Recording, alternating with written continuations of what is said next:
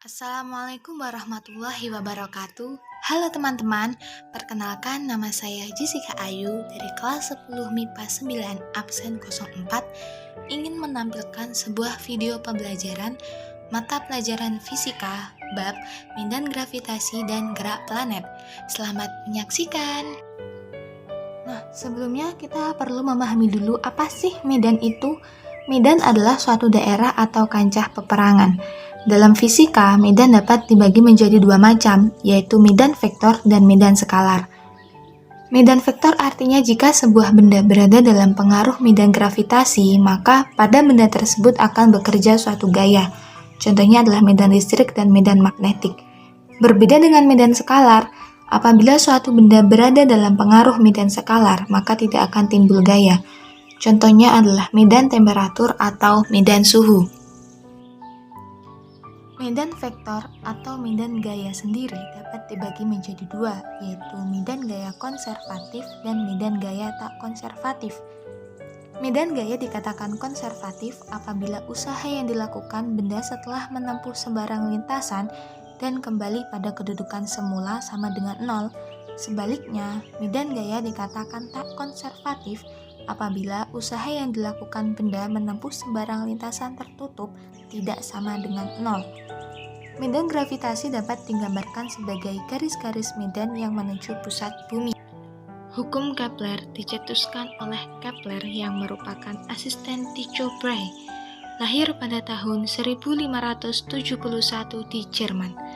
Setelah 28 tahun dari penemuannya, buku The Revolutionibus Orbium Caelestium yang memuat pandangan heliosentris dari Copernicus diterbitkan.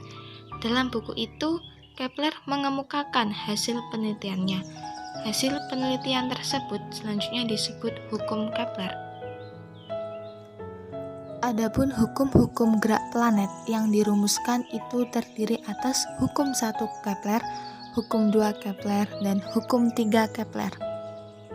Hukum 1 Kepler menyatakan bahwa semua planet berputar mengelilingi matahari dengan lintasan berbentuk elips dengan matahari sebagai salah satu titik apinya.